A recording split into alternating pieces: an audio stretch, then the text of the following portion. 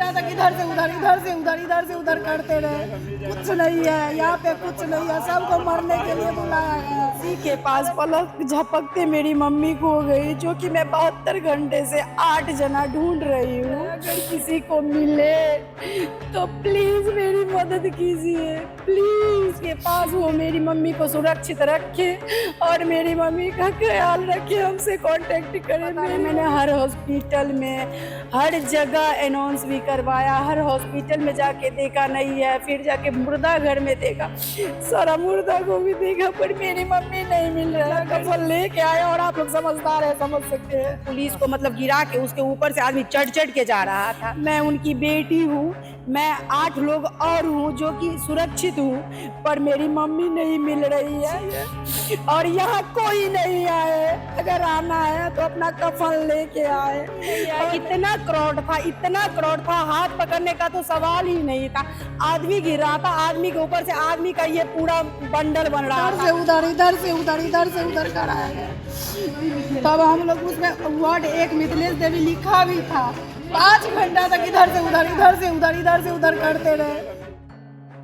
इस औरत का दर्द आपको रुला देगा, इस औरत की तकलीफ आपका दिल दहला देगी। इस औरत के साथ जो गुजरी है उसकी कहानी आपकी रूह को झंझोर कर रख देगी।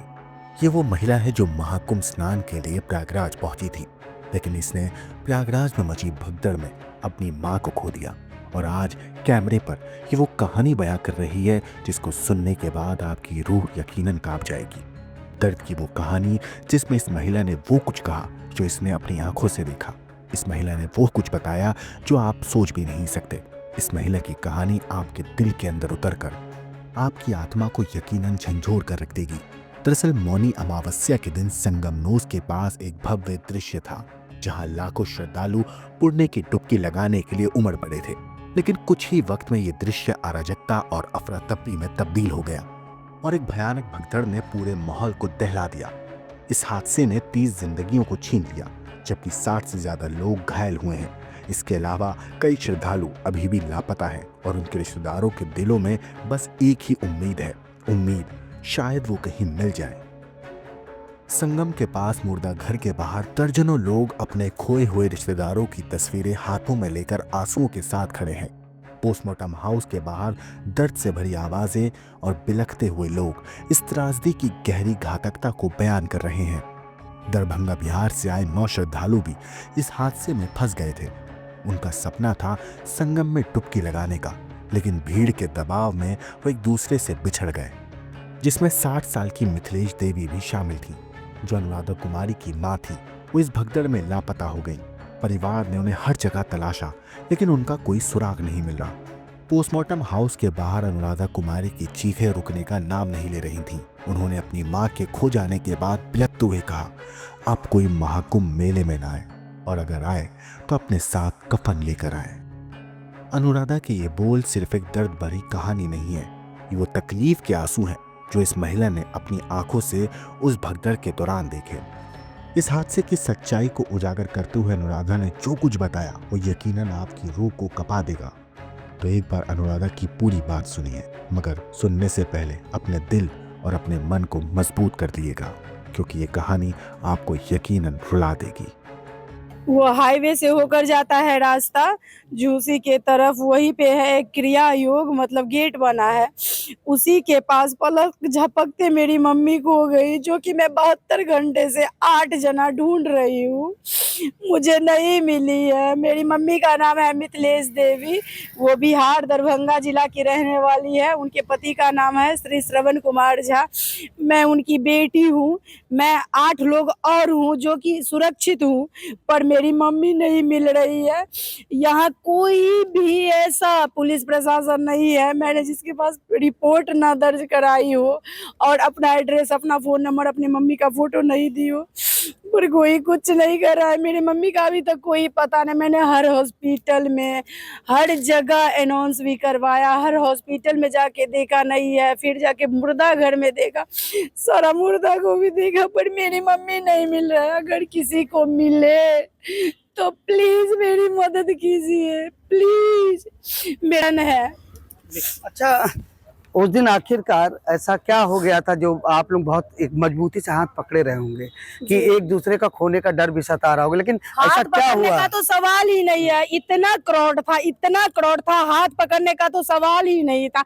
आदमी गिर रहा था, आदमी के ऊपर से आदमी का ये पूरा बंडल बन रहा था, हाथ पकड़ने का तो सवाल ही नहीं था। पर फिर भी हम लोग आगे पीछे थे, ऐसा नहीं कि हम लोग दूर थे, आगे पीछे थे, मतलब एक ही जगह थे। इतना क्राउड था जिसका हम मतलब शब्द से बयां नहीं कर सकते हैं।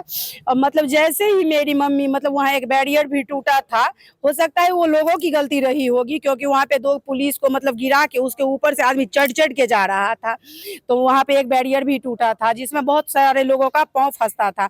वहाँ से एक भैया मेरे मम्मी को निकाल दी, हम सबको हाथ पकड़ के निकाल दी, वो यहीं के रहने वाले थे। पर वहीं से निकाले जैसे हम लोग एक जगह इकट्ठा हुए, पलक झपके बस मेरी मम्मी गायब। और तब से मतलब हम लोग, कोई भी ऐसा पुलिस नहीं है, चाहे वो ट्रैफिक पुलिस हो, चाहे वो अन्य पुलिस हो, कोई भी ऐसा पुलिस नहीं हो मैंने जिसको नहीं बताया, और ना मैंने उसको अपना एड्रेस, फ़ोन नंबर या अपना मम्मी का फ़ोटो नहीं दिया है, या कोई भी ऐसा पुलिस चौकी थाना नहीं है। यहाँ का जो भैया लोग हैं उन सब को भी मैंने अपना फ़ोन नंबर, एड्रेस, मम्मी का फ़ोटो दे रखा है, और वो भैया लोग भी हर जगह मतलब मेरे सामने में सर्कुलेट करे। कुछ भैया लोग हैं जो बहुत अच्छे हैं, और कुछ तो ऐसे हैं कि मतलब सामने है वो जगह, और अगर पूछो ना तो सीधे चले जाओ, उधर से चले जाओ, उधर से चले जाओ। इसी चक्कर में मेरी मम्मी गुम हो गई। आज 4 दिन हो गया है, मतलब हम लोग अभी तक नहाए भी नहीं है, ना ही कुछ खाए पिए हैं, सब बहुत परेशान। अगर किसी को मिले, प्लीज प्लीज हमें कांटेक्ट करें, आपको आने की ज़रूरत नहीं है, प्लीज हमें बस कॉल करें, हम ले आएंगे अपनी मम्मी को। और जिसके पास वो मेरी मम्मी को सुरक्षित रखे और मेरी मम्मी का ख्याल रखे, हमसे कांटेक्ट करें। मेरी मम्मी बहुत अच्छी है और यहाँ कोई नहीं आए, अगर आना है तो अपना कफन लेके आए, और मैं कुछ नहीं बोलूंगी, अपना कफन लेके आए, और आप लोग समझदार है, समझ सकते हैं। आंसू जो थमते नहीं हैं, और हर कोई अपने अपनों को ढूंढते हुए जो मेले में खो गए हैं, इसी पोस्टमार्टम हाउस पे तब पहुंचते हैं जब वो सारी जगह खोज लेते हैं। उन्हें लगता है मेरी माँ नहीं मिली, शायद इस पोस्टमार्टम हाउस में शामिल डेड बॉडीज़ हैं, उसमें मेरी माँ हो, लेकिन इनकी माँ उस डेड बॉडीज़ में नहीं है। पिछले 72 घंटे से ये अपनी माँ को ढूंढ रही हैं, लेकिन नहीं मिली। हर चौखट पर ये जा रही हैं, फ़ोटो दिखा रही हैं, पता बता रही हैं, नाम बता रही हैं, लेकिन कोई भी इनकी माँ को ढूंढ नहीं पा रहा है। लेकिन फिर भी अपनी नम आँखों से रोते हुए ये पोस्टमार्टम हाउस पर भी आकर अपनी माँ की तलाश की हर एक संभव कोशिश में लगी हुई है। इस हादसे ने कई सवाल खड़े कर दिए हैं। क्या व्यवस्थाएं इतनी कमजोर थीं कि भारी भीड़ को संभालना असंभव हो गया? क्या इस त्रासदी को रोका जा सकता था?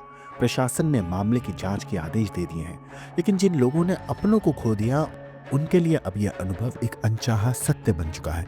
इस हादसे ने न सिर्फ श्रद्धालुओं के दिल को तोड़ा है, बल्कि महाकुंभ के आयोजनों और व्यवस्थाओं पर भी गंभीर सवाल उठाए हैं। इस कहानी के ऊपर आपकी जो भी राय है हमें कमेंट करके जरूर बताइएगा। ब्यूरो रिपोर्ट, क्राइम तक।